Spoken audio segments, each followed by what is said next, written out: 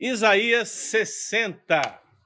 E se por acaso você não ouviu uma lição, quer ouvir uma lição, onde é que estão essas lições, irmãos? Elas estão disponíveis lá no app, no Church Center. Você acessa a sala, a classe de adultos. Se você está matriculado lá, você tem acesso a todo o conteúdo dessa classe e das classes passadas, e terá também das classes futuras. Então, essa organização, irmão, é fundamental para que você possa experimentar a palavra do Senhor. Então, Isaías 60, eu vou ler alguns versículos do capítulo 60, vou ler alguns versículos do capítulo 61 e alguns versículos do capítulo 62, uma vez que a lição de hoje ela está fundamentada nesses 3 capítulos, que são gigantes, né? São enormes. Então, nós vamos sintetizar aqui, colocando da seguinte maneira. Isaías 60, versículo 1 a 3. São todos comigo?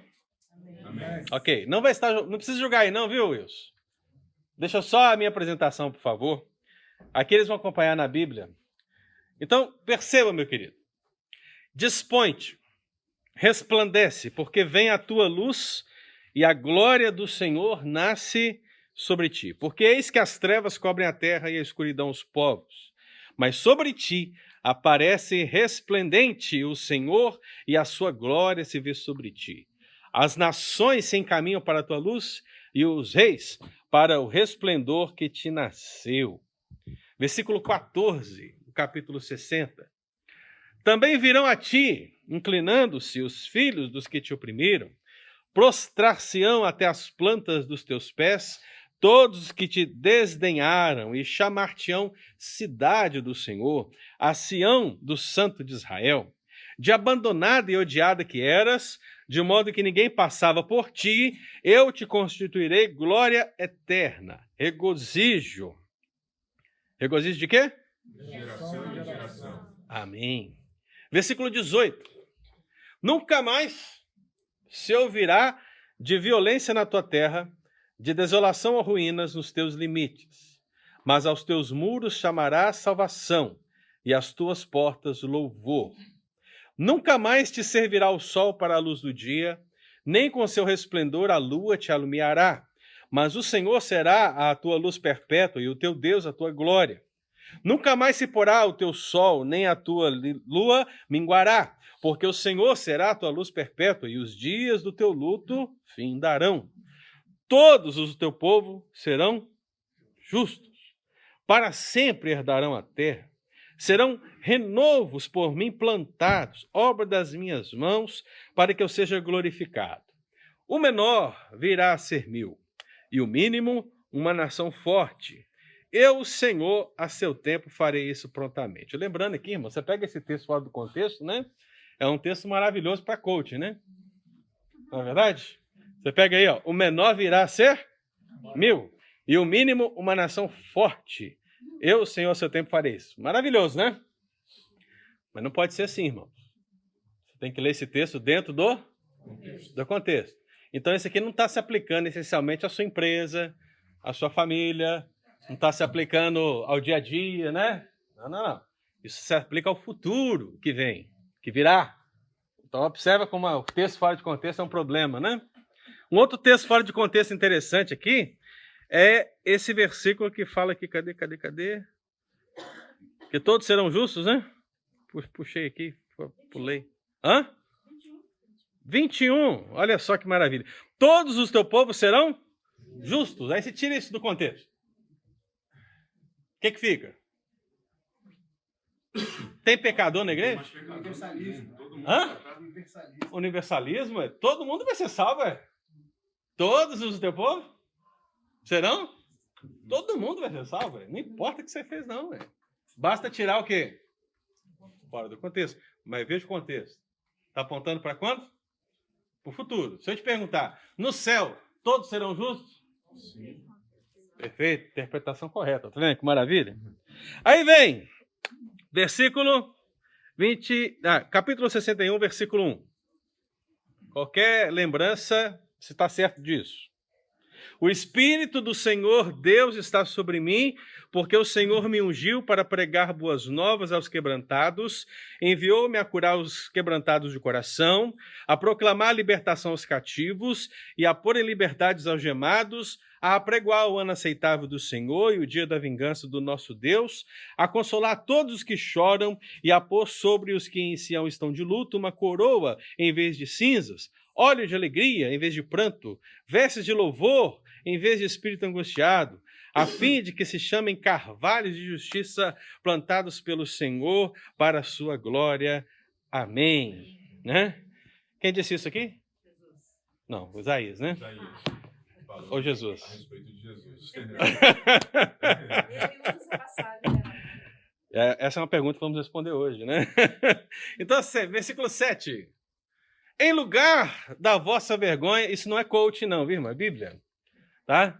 Em lugar da vossa vergonha, tereis dupla honra. Que coisa maravilhosa, hein? Olha o poder, dupla honra.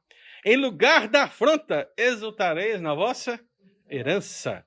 Por isso, na vossa terra possuireis o dobro e tereis perpétua alegria. Agora vamos fazer aquela exegese de pastor pilantra, né? O que ele faz aqui? Ele diz o seguinte, ó. Veja só, meu irmão. Se você quer ter o dobro, você tem que plantar. Oh, Ok? Tem que plantar. Então eu queria convidar aqui 10 pessoas para plantar $100. Irmão, pelo amor de Deus, né? Mas você vê que um texto fora do contexto, né? É justamente isso. Então, não é isso que o texto quer dizer. Vamos lá, 62. 62, versículo 1. Por amor de Sião, me não calarei, e por amor de Jerusalém, não me aquietarei, até que saia a tua justiça como um resplendor e a sua salvação como uma tocha acesa. As nações verão a sua salvação como essa tocha acesa. As nações verão a tua justiça e todos os reis a tua glória, e serás chamadas por um nome novo, que a boca do Senhor designará.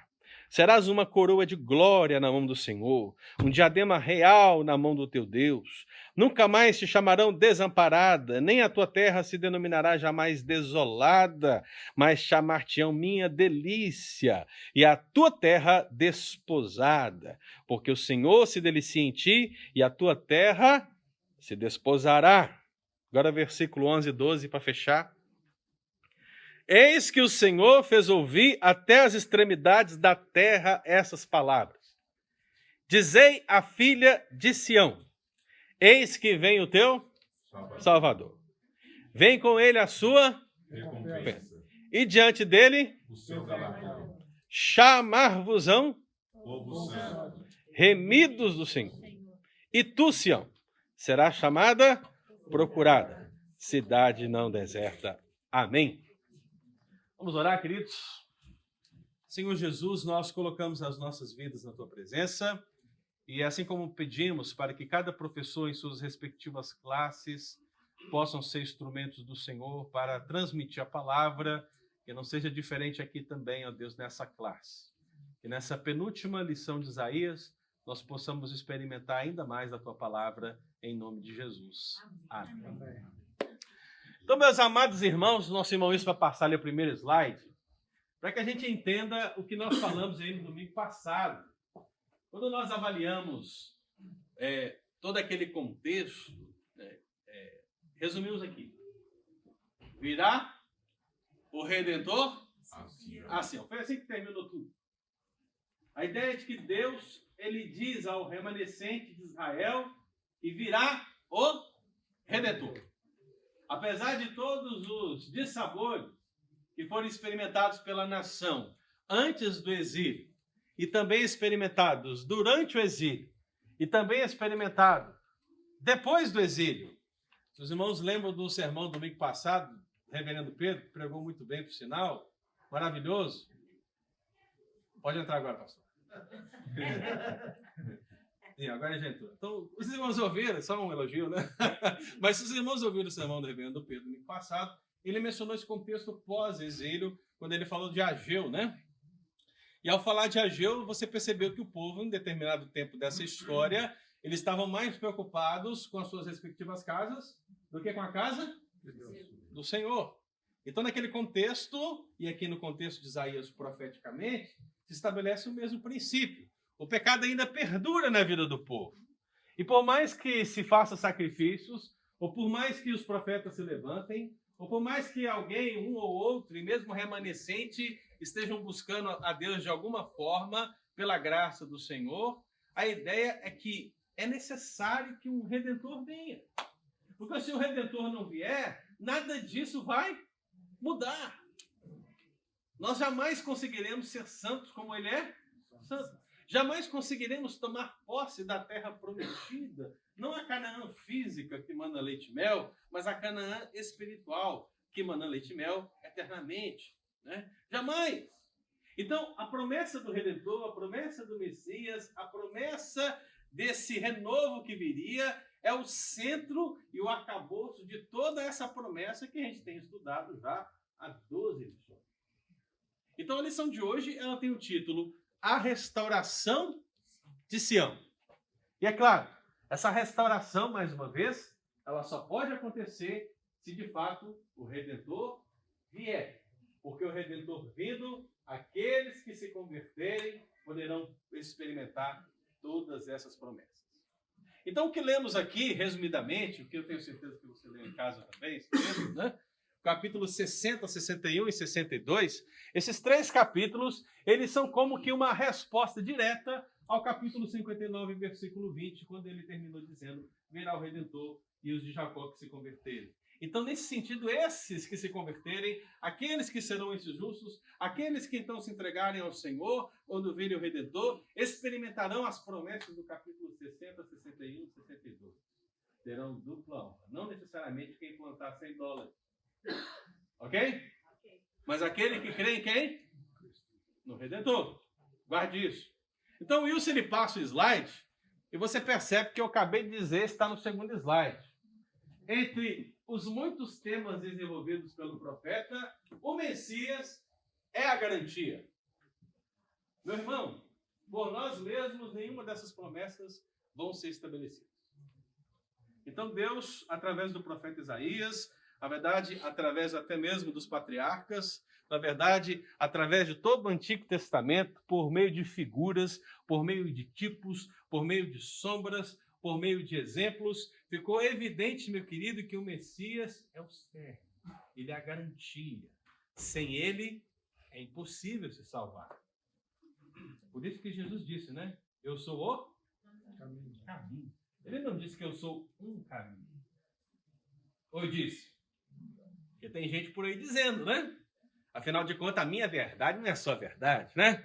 A minha verdade, a sua verdade, a verdade do outro, vamos respeitar as verdades, blá, blá, blá, blá, blá, blá. Meu irmão, ele é o caminho e ele é a Verdade. Só tem uma verdade, não conheço outra. Né? Não conheço outra. Então, a verdade é Jesus. A verdade é a palavra de Jesus. Então, ele é o caminho. Então, não tem esse negócio, a minha verdade, a sua verdade. A nossa verdade é Cristo.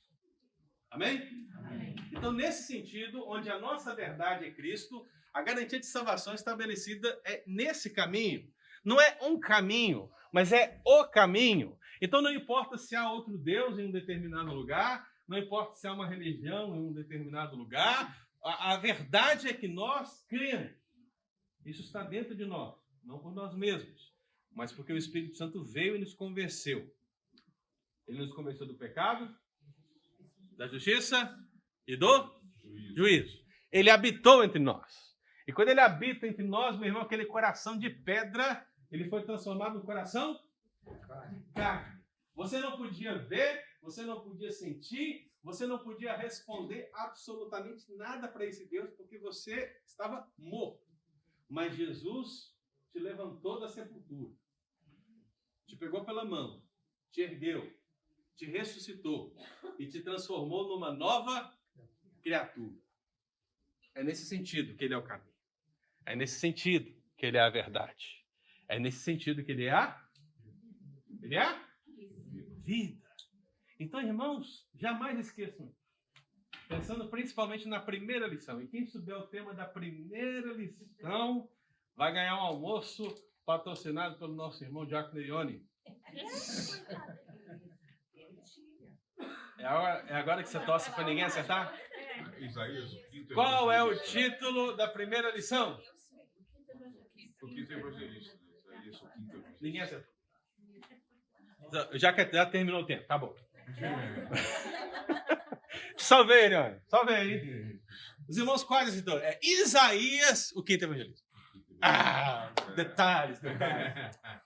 Perdoem, irmãos, perdoem. Mas o almoço depois eu e você lá, viu, Ione? Tá? Então, irmãos, vejam o seguinte. Messias é a garantia. Então, nosso irmão Wilson, ele passa para o próximo slide. E a gente percebe que a lição ela vai trabalhar o seguinte. Ela vai trabalhar a glória futura de Sião, numa primeira parte. Vai trabalhar a glória de Sião, numa segunda parte. E no meio vai falar do ungido do Senhor. E quando você observa a glória futura de Sião, ou seja, esse é o sentido da sua restauração, não uma restauração essencialmente física, ainda que ela seja, de fato, algo que possa estar em mente do profeta. Porque lembre-se, o contexto da profecia é um contexto que aponta os todo de Isaías para antes do exílio, durante o exílio e pós-exílio. Então ele olha assim para as pessoas de Judá. Ele olha para as pessoas que estão ali. Ele olha para os muros de Jerusalém. Ele olha para tudo destruído. Ele vê, sim, algo físico. Mas tudo aquilo que é físico, irmão, aquilo que está diante dos seus olhos, que se torna um tipo daquilo que é maior.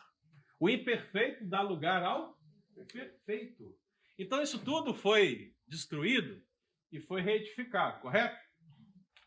Você lembra quando Jesus entra no templo e vê lá o pessoal vendendo as coisas? O pessoal lá do templo lá dizendo, olha, semeia aí $100 para receber. Você lembra disso? Lembra?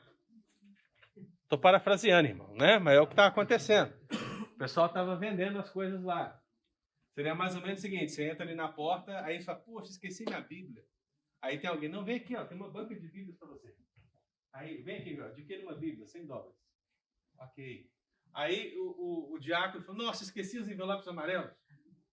E agora? Tem uma banquinha lá, ó, envelopes amarelos. Está aqui, ó. Tem amarelo, tem rosa, tem vermelho, tem azul, você pode escolher e tal. Ou seja, era um mercado que era direcionado para o culto. Ok? Só que naquele contexto era assim, olha, tem que sacrificar um animal. Então o que estava lá dentro? Os animais. Animais, né? Então veja que coisa terrível. Jesus vai lá e entra com toda aquela paz e amor e diz, eu sou amor, gente. Eu amo todos vocês. Vocês são maravilhosos. E eu estou aqui. Foi assim? Não, Todo mundo já sabe, né? Jesus também não disse, vamos plantar sem glória. Ele disse isso? Não, também não disse isso. Mas veja que o físico dessa estrutura, em 70 depois de Cristo, o que aconteceu? Foi destruído? Afinal de contas, Jesus, ele disse, apontando para o físico e para o que é espiritual, né? Ele disse, não ficará pedra sobre pedra, né? Então, observe, meu, que aquilo que é físico se deteriora, acaba, perece, se destrói, mas serve muitas vezes de tipo para o que é espiritual. Então, Isaías, ele olha para Judá, ele olha para o povo, sim, mas o que está em voga na sua mensagem é aquilo que está além, é aquilo que está no futuro. Então, a partir dessa desgraça, a partir da desolação, ele vê a glória. Ele vê a exaltação de Sião. Israel é o povo de Deus no Antigo Testamento. O povo de Deus no Novo Testamento é quem? É a igreja. É tipo e antitipo. É a sombra e a pessoa. Apontando para uma mesma realidade. Deus tem um povo para si. E nesse sentido, o povo de Deus no Antigo Testamento, Israel, seja o Reino do Norte, Reino do Sul, ou seja, o povo que recebeu a aliança, você que está acompanhando comigo esse estudo de Isaías esse tempo todo, você viu que o cenário foi de pecado, o sinal foi de degradação, o cenário foi de destruição por causa do exílio, mas tudo isso Deus permitiu, e aí nós chegamos aqui no capítulo 60 para dizer o seguinte, olha, toda essa desgraça, desolação que vocês viram, vai ser transformada. Dará lugar à glória e exaltação. Vocês terão prosperidade. abundância, redenção e retorno do exílio. Todas essas promessas, irmãos, são apontadas lá na frente, no futuro, que só pode ser proporcionado por uma pessoa. Quem? Jesus. O profeta? O profeta? Não. O pastor? Não. O presbítero? Não. O diácono? Não. Quem? Jesus. Jesus. Absolutamente nenhuma outra pessoa conseguiria isso. Então, sim, que brilhe a vossa luz entre as nações. A ideia é que essa cidade, ela era terrível. Ela era como que trevas. Ninguém queria estar lá. Sabe? Às vezes você para assim um minuto e sente falta do Brasil. Porque você tem pessoas queridas lá, você tem família lá, você tem muitas comidas deliciosas lá, você tem coisas maravilhosas no Brasil, mas de repente dá aquela pontada no coração quando você vê determinados contextos do nosso país, né? Aí você fala, nossa, como é que eu posso voltar para um lugar assim? Que me traz desesperança, que me traz insegurança, né? Que me traz preocupação, que me traz sofrimento, né? Que me traz morte. Você começa a pensar em contextos do país e é mais ou menos isso que o profeta está dizendo. Quem é que vai querer estar em Judá nesse estado caótico que ela está? Ninguém. Então a desolação é gigante, ninguém quer voltar para lá, mas o Senhor está dizendo, não será assim mais. Eu restaurarei todas as coisas. Eles não queriam vir, mas virão. Vocês eram trevas, agora se tornarão luz. E aí usa a metáfora das nações. Porque as nações vieram para destruir, mas agora as nações viriam para receber essa luz que brilha da cidade, dessa Sião restaurada. Ou seja, mudança de status. O que Deus está prometendo para o seu povo é uma mudança de status. Passa aí o som. Então, meu irmão, as nações peregrinam porque veem o status de Sião mudando. Aqueles que possuirão a terra são o povo justo e remido. Lembre-se do texto de Jacó, né? Aqueles que se converterem de Jacó. Pode passar, meu querido. Aplicação. Ali está falando, colocar a esperança do Redentor é colocar a esperança no Redentor, ok? Vamos ler juntos? Colocar A esperança no Redentor prometido, o Messias Jesus. É ver os nomes de desprezo do passado, dando lugar aos nomes de glória do futuro. Essa é a aplicação que nós precisamos colocar no nosso coração a partir dessa primeira parte, irmão. Qual é a mudança de status que está sendo prometida pelo Messias? O momento que você coloca a sua esperança no Redentor, não em mim, não no irmão que está ao seu lado, não na igreja, não na teologia. Você tem que colocar a sua esperança onde? No Redentor. No momento que você coloca a sua esperança no Redentor, os nomes de desprezo, aí por nomes de desprezo aqui, irmão, você vai ler nesses capítulos vários nomes de desprezo apontando Sião. Mas Deus substitui todos os nomes de desprezo do passado para nomes de glória que virão no futuro a partir do Messias. Então significa você olhar para a sua vida também e perceber que em si, como pecador, a sua história é carregada de nomes de desprezo. Mas Jesus mudou todas as coisas. E o que ele faz em você é te glorificar no final. Amém? Amém. Diga ali. Pastor, nós sabemos que a palavra Redentor se aplica a Jesus, né? Pessoa de Cristo. Você poderia esclarecer mais o que quer dizer Redentor? A ideia, no contexto do Antigo Testamento, é aquele que paga pelo outro. Ele redime de uma dívida. Seja no Antigo Testamento ou no Novo Testamento, a ideia é a mesma. Então, alguém está pagando uma dívida que é de outro. Então, você, por exemplo, deve ao Iraci, vamos colocar uma dívida baixa, $1 bilhão. Ok? É baixo, irmão. Dá para pagar, né? É baixo. Então, você deve. Mas você não consegue pagar, né? É baixa para o, sei lá, Elon Musk. Pastor Pedro. O Pastor Pedro é baixo. Mas, assim, para você é uma dívida muito alta. Você não consegue pagar. Só que o Redentor é aquele que vê a sua situação e fala assim, não, eu vou pagar a sua dívida. Então ele vem, paga a dívida do Iraci, você está livre. Então esse é o sentido. Isso acontecia em termos de empréstimos no Antigo Testamento.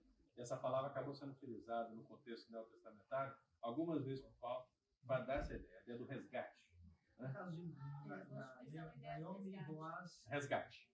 Naomi e Boaz se aplicaria a mesma coisa? Seria Sim, em certo sentido sim, porque esse é o contexto próprio da palavra, né? Não o contexto aplicado à salvação, né? Mas o que foi usado nessa linguagem foi usado depois na linguagem de salvação. Então Paulo usou a palavra resgate, que é a mesma ideia. Literalmente, né? Principalmente você pensa no inferno. Sim. Por isso que Jó disse, eu sei que o meu Redentor vive, né? Não posso afirmar com 100% de certeza que ele estava pensando em Jesus. Né? Posso dizer isso. Mas ele sabia que alguém ia pagar a dívida dele, porque pensando no contexto, tudo que eu estou passando aqui, né? Alguém vai pagar por mim. Ok? Então lembre-se disso, irmão. Não importa o desprezo do seu passado, não importa a história que você viveu, não importa se é $1 bilhão terrivelmente.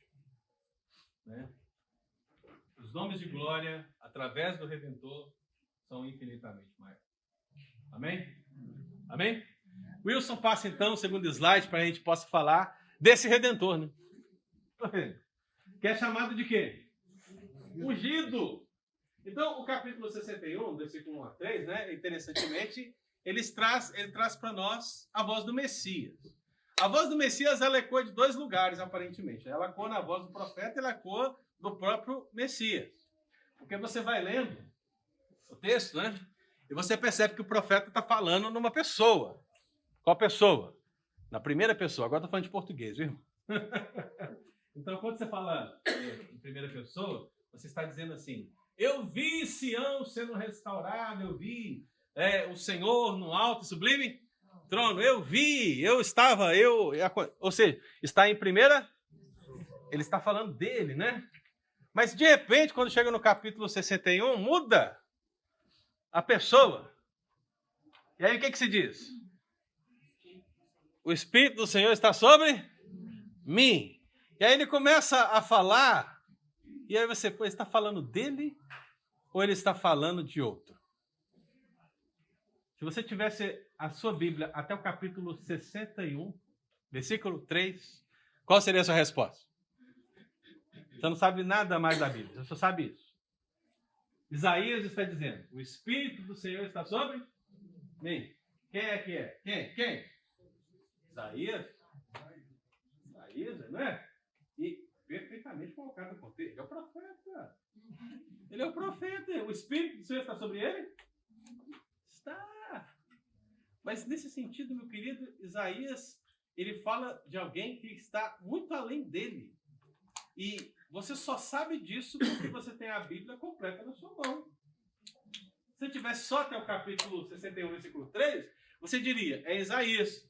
Mas você percebe que não é Isaías. Por quê? Porque Lucas capítulo 4 diz outra coisa, né? Lucas capítulo 4, lá um nazareno levantou no meio da sinagoga, um dia de culto, né? No sábado, ele se levantou, ele pegou um livro do profeta Isaías, veja só, né? Ele estava estudando a mensagem de Isaías, material de apoio da Escola Dominical United. Então ele estava lá. É BD, né? Na verdade, seria um sábado EBD, né? Mas tudo bem, deu para entender. Então, assim, ele levanta lá e ele começa a ler essa passagem, né, de Isaías 61. E aí ele senta, né? E aí, do jeito que vocês ficaram olhando para mim agora aqui, a sinagoga ficou olhando para ele também, né? Porque eu perguntei para os irmãos, quem é que está falando? Aí os irmãos ficaram assim, né? A Sandra falou Jesus é porque ela não conseguiu desligar do Novo Testamento, né? Mas, se pensasse só no Antigo, é Isaías. Correto? Então Jesus leu e sentou. Aí ficou aquele silêncio.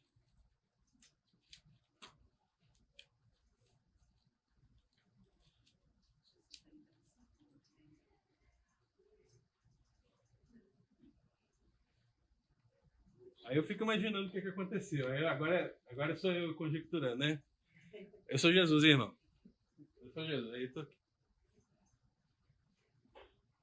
Essa palavra que acabaste de ouvir se cumpre hoje. Aí eu começo a imaginar você se levantando e procurando pedra. Não, pedra aí! Não, pedra! Onde tem pedra? Heresia! O que aconteceu, meu irmão? Foi o que aconteceu. Olha que coisa linda, né? Então, a voz do Messias ecoa a sua missão aqui. Pode passar isso para mim, por favor? Qual é a missão do Messias? Colocada aqui na perspectiva de Isaías. Está vindo? Está vindo? Vamos ver. Já veio. Não, isso aí é meu texto. É guardar o pé também, com certeza, mas é num outro contexto, né? Ih, avança. Eu estou sem meu pointer hoje, irmãos. Pode avançar, avançou. Até chegar na tabelinha branca. Aí, pode vir, pode ir. Pode ir, próximo. Aí. Então, a missão do Messias aqui em 4 etapas, né? Ele me ungiu para pregar boas novas aos quebrantados. Enviou-me a curar os quebrantados de coração, proclamar libertação, liberdade, apregoar o ano aceitável do Senhor e a vingança, consolar todos os que choram. Olha de alegria. Pessoal aí que eu vi um sermão aí no domingo aí retrasado, olha de alegria. Alguém lembra de alguma coisa? Alguém lembra do que foi pregado aqui? Veja, óleo de alegria, né? Está já se aplicando o sentido do óleo, né? Pode passar, Wilson. Então você vê a voz do Messias e naturalmente você vê a missão do Messias. Vamos trabalhar ela de 4 perspectivas. Pode passar, meu querido. Não, você voltou. Não, é isso mesmo. Ou não? É isso mesmo. Não, não é não. Eu que errei. Veja só, por aí dá para você ver. Primeira etapa. A tabela é errada. A tabela é essa aqui. Primeira parte. Quando fala de me ungiu, pode voltar, meu querido? Me ungiu para pregar boas novas aos quebrantados, enviou-me a curar os quebrantados de coração. A palavra quebrantada aí que aparece, né? Não é aquela necessariamente da canção da Fernanda Brum, né? O quebrantado coração move o coração de Deus, né? Não necessariamente esse, ainda que seja, mas dá uma ideia de pobreza. Sabe? Hã? Quebrado, né? Você já fez uma análise, uma piadinha interessante, viu? Não no sentido de quebrantado espiritualmente, em primeiro lugar, mas no sentido de estar quebrado financeiramente, em primeiro lugar.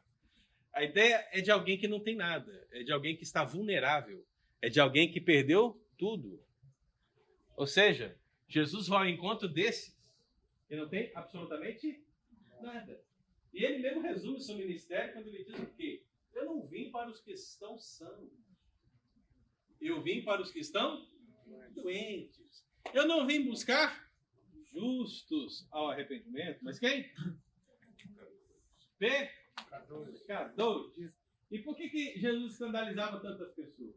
Porque Jesus, ele não ia almoçar com o pastor Pedro lá na casa dele. Né? Até porque talvez ele ia passar mal, não sei. Pastor, né? Não sei. Não sei.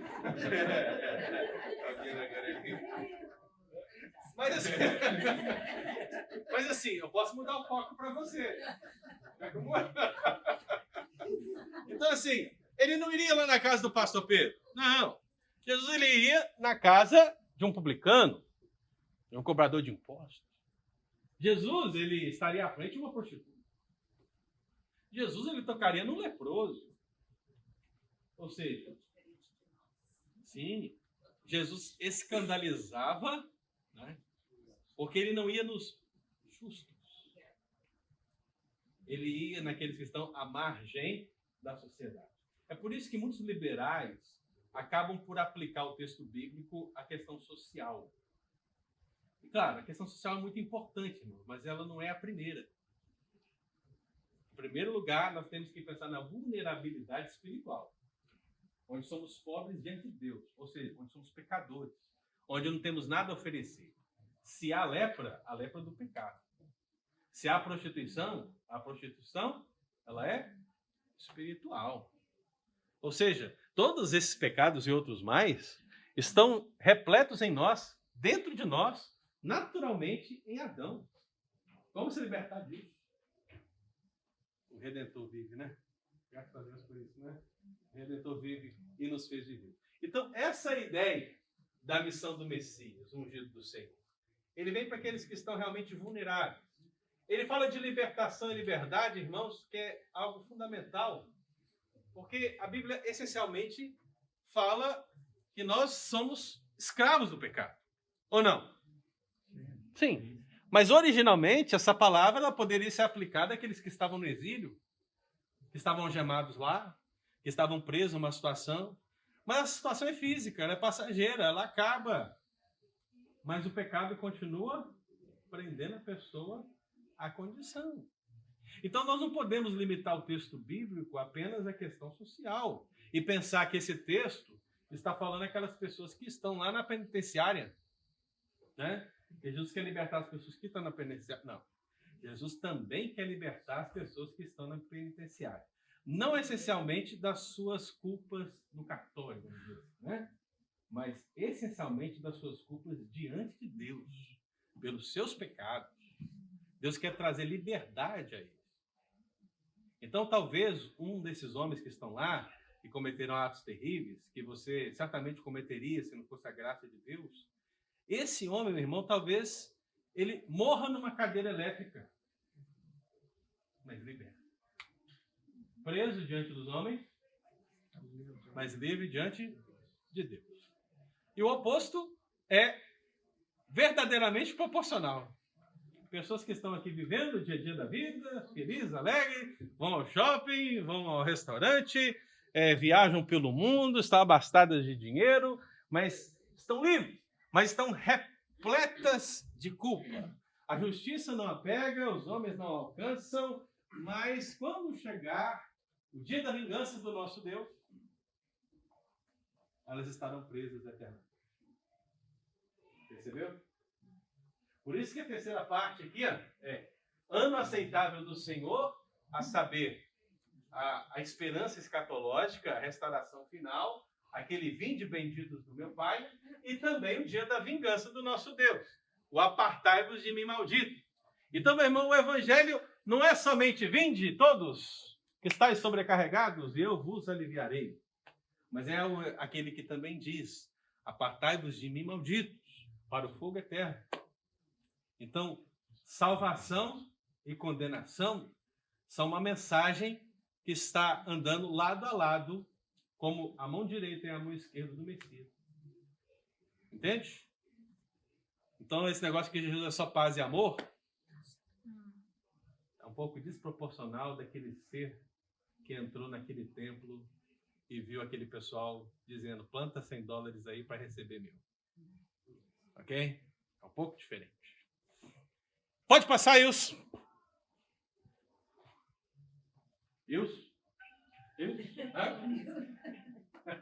Vamos ler as palavras de Lucas? Pode voltar só um pouquinho para mim, meu querido? Abre sua Bíblia, Lucas 4. Eu acabei que não li, né? Eu só parafraseei aqui. Lucas 4, a partir do versículo 16. Então, você que tem toda a Bíblia, por que é importante conhecer toda a Bíblia, né? Porque a Bíblia explica a própria Bíblia. Essa é a regra de hermenêutica número 0, para quem quer conhecer a Escritura. Regra de hermenêutica 0. A Bíblia interpreta a própria Bíblia. Então o pastor foi e perguntou, quem é que estava falando? Isaías, não é o livro de Isaías? Não é o profeta Isaías? Não é isso? Sim.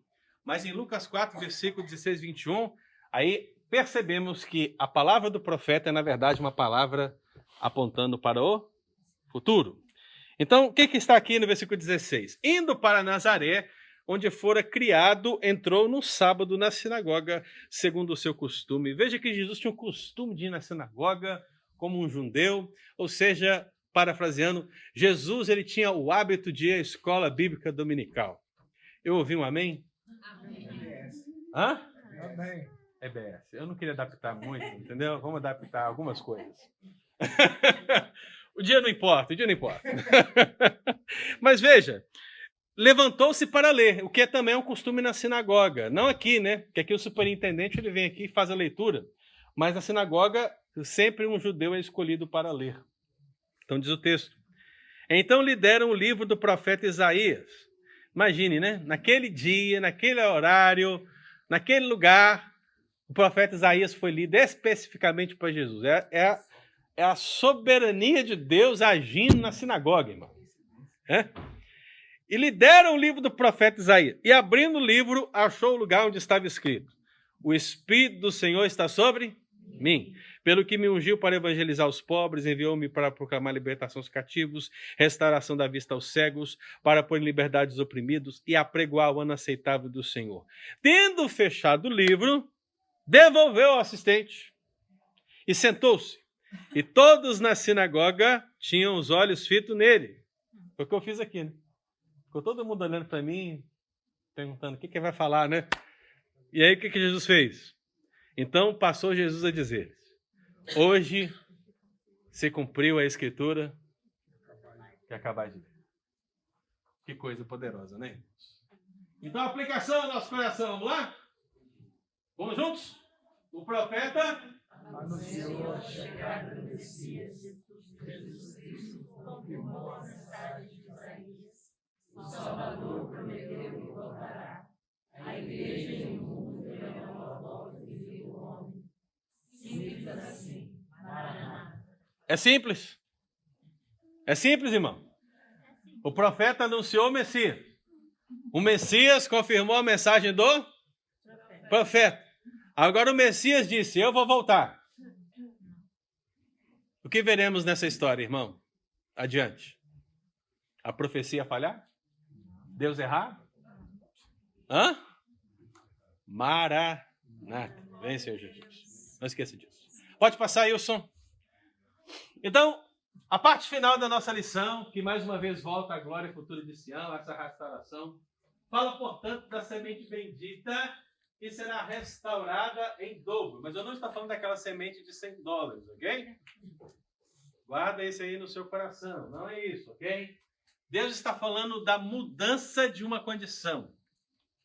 Quando ele fala de dobro, ele está falando de um contexto, de você imaginar esse contexto e de saber que o que vem depois é melhor.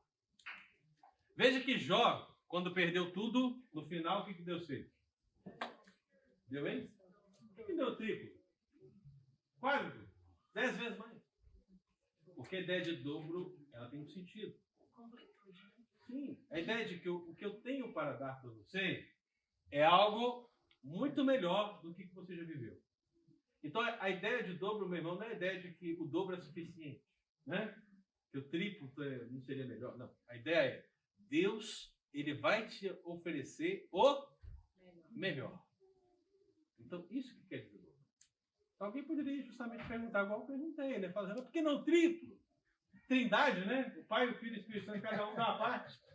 Né? Triplo. Excelente, olha aí. Tem até uma figura, coisa maravilhosa. Porque o dobro.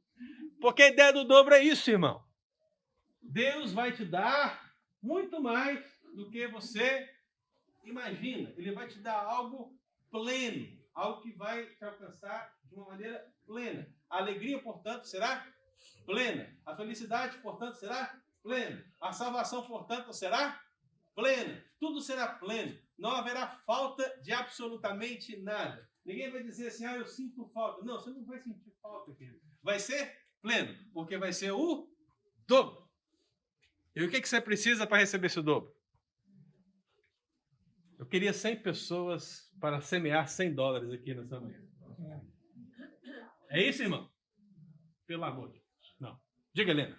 É a mesma ideia, então, lá do profeta e do dobrado. Sim, muito bem lembrado. Por que dobrado, né? Mais uma vez, né? Já era muito, né? Porque se ele pedisse assim: eu queria porção dobrada do reverendo Ângelo.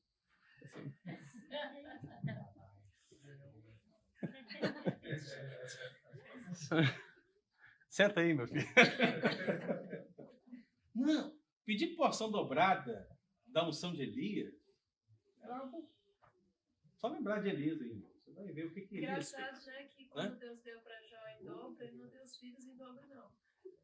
Porque Deus, sim, os filhos estavam com Deus. Não, porque ele dá trabalho, né? Aí deu. Eu não sei. O que você acha?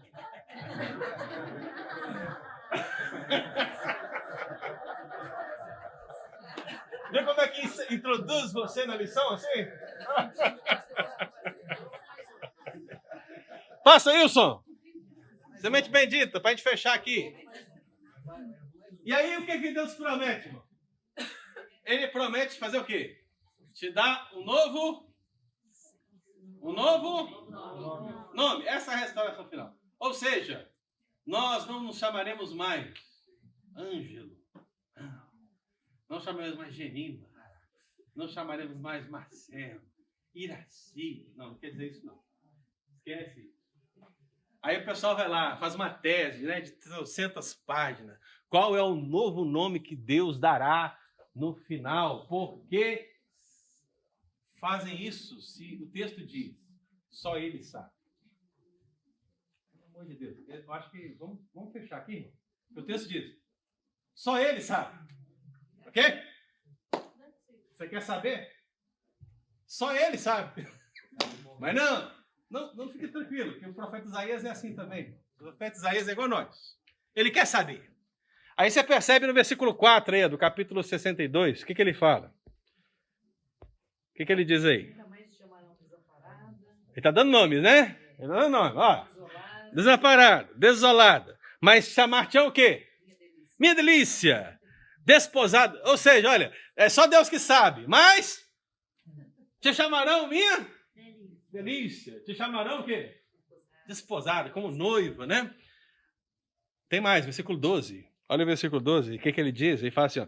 Chamar-vos-ão povo santo, remidos do Senhor. O que mais? Procurada. Cidade não? Deserta. O que eu quero dizer com isso? Esse novo nome que Deus vai dar é algo muito simples. Se você vai lendo o texto, você vai percebendo isso. O próprio profeta Isaías está dizendo. Ele fala de nomes de um contexto de desolação e fala de nomes de um contexto de glória. Quando a Bíblia diz que Deus vai nos dar um novo nome, ele está dizendo isso. Porque pensar no nome antigo é pensar na história antiga. É pensar no passado de desprezo, no passado de desolação. Então, quando Deus nos dá um novo nome, quer dizer, Ele vai nos dar um novo status. Não quer dizer, essencialmente, eu creio nisso, né? Que Deus vai te dar um novo nome, né? Que lá no céu você vai se chamar Miguel Ângelo, talvez. Não. Mas que você será totalmente diferente do que você é agora. Que agora, você peca, não peca? Você peca? Você pecou hoje? Pecou agora? Quando você disse que não pecou? Certeza. Nós pecamos, irmão. Mas quando chegar nesse dia, quando teremos um novo nome, o seu novo nome, agora está fazendo como Isaías, né? O seu novo nome será: não posso pecar. Não posso. Olha que coisa maravilhosa. Isso é bonito? É bonito, irmão? Quando chegar naquele dia, você vai dizer: eu não posso pecar, porque a glorificação me alcançou. A salvação me alcançou plenamente. Eu estou plenamente com o Senhor. A luz está sobre nós. Não é necessário o sol, nem a lua, nem as estrelas, porque a própria luz do Senhor brilha sobre nós. E, meu irmão, viveremos eternamente essa glória bendita. A restauração de Sião é justamente isso. Amém, queridos? Amém. Bênção? Sim. Nem aí vai ter Esquece do livre-arbítrio. Livre-arbítrio só lá no princípio. Lá no princípio. É? Lá. Ele estava lá, mas jamais continuou. Amém, irmãos? Amém. Muito bem. O Marcelo quer polemizar no fim, mas meu tempo acabou. E eu queria agradecer a presença dos irmãos, lembrando que domingo que vem é a nossa última lição. Ok? Então, não faltem, estejamos todos aqui para a nossa última lição, Isaías, em nome de Jesus. Vamos orar, vamos ficar de pé. Agradeça a Deus pela restauração, irmão de Sião. Agradeça a Deus pela restauração da Fabiana. Agradeça a Deus pela restauração do Eudes. Agradeça a Deus pela restauração de cada um de nós. Porque Deus está nos restaurando. Deus está levantando os muros. Deus está levantando as portas. Deus está nos justificando. Deus está nos redimindo. Deus está nos resgatando e nos preparando para essa Sião gloriosa em nome de Jesus. Pai querido, nós queremos te dar graças pela aula dessa manhã, pela palavra dessa manhã. Louvamos ao Senhor pela mensagem de Isaías e pela confirmação do próprio Senhor Jesus acerca dessa missão gloriosa. Que a missão do Messias continue em nós, na igreja, que possamos levar esse evangelho, ó Deus, às pessoas, para que verdadeiramente os de Jacó que se converterem possam sim, ó Pai, se achegar a essa nova Jerusalém. Por isso, ó Deus, usa a tua igreja e nos abençoa em nome de Jesus. Amém. Amém, queridos? Deus abençoe.